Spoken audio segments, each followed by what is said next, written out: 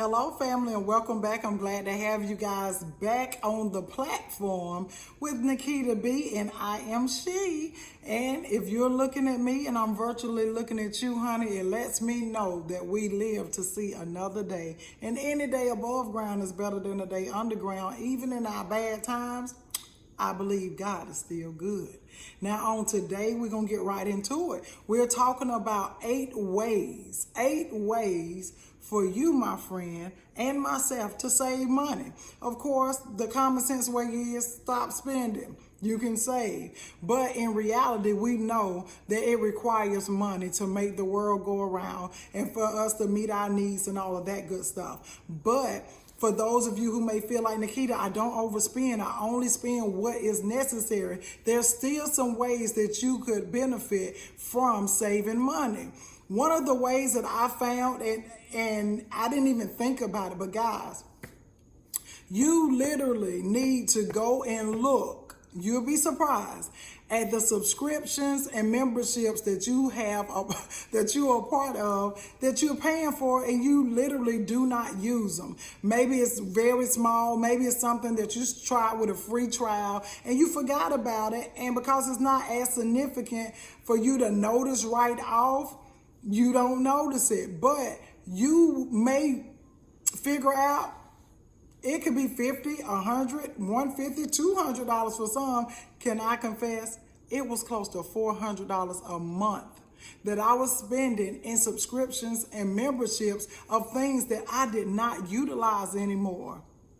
Okay, so that's one way. One way you need to go and cancel any of those things. The second way, you need to comb your account. That's what we used to call it. You comb through it. You look at what you have coming in. You look at what you have going out, and you see if there's any stop losses that you can apply. What does that mean, Nikita? Stop the loss. Stop the money going out for things that you know you don't really need, which brings us to the other things. Yeah, you want to be able to reward yourself. You may want to go out. You may want to do different things, but you don't have to do it twice a week. You don't have to do it every week. Maybe you can do it once every 2 weeks, or maybe you just wait and you do something once a month. But when you do it, it doesn't mean you make up for the times that you didn't. No, you're able to build up and you're able to save by not spending money and splurging on things that you really adds no value to you. So if you're going to do something for yourself, sure, you do that, but do it within reason. And that's a way that you can save money. You don't have to go out to eat for lunch every day. Try packing your own. Try preparing for what it is you know that you're going to be needing. You can save money whether it's from the different trips you take to get snacks, to get breakfast, to get lunch, and then you buy dinner, and then you're like, no, prepare for these things. Another way you can save money, buy grocery. And I know it's like, I buy grocery, I have to eat. Yeah, but be mindful of the type of grocery that you buy.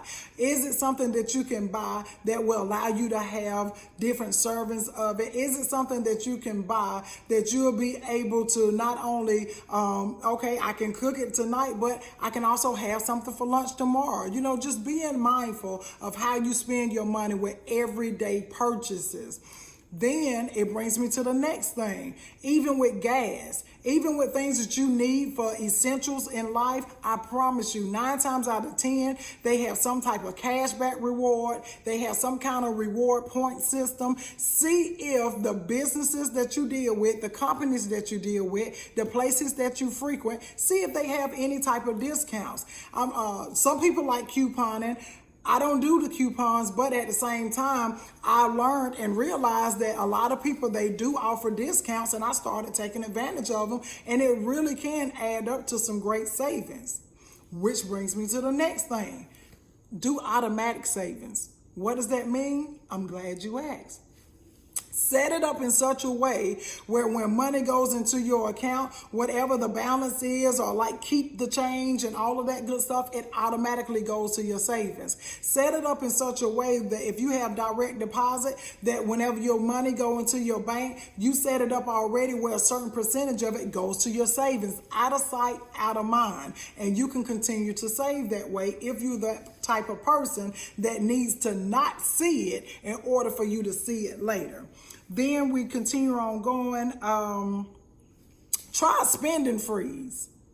Yeah, try a spending freeze, especially when you know you spend money a lot and you really shouldn't be spending it the way that you do. You spend it as quick as you earn it. No, if you're a person that spends money every week, you need to challenge yourself. I'm not going to spend any money this week. But again, you can't try to play catch up that following week to spend more money because, well, I didn't do anything last week. Don't do that to yourself. So you can practice a spending freeze and take small steps. That way you won't, number one, mislead yourself, and you won't find yourself going into overspending. That is something we definitely do not want to do.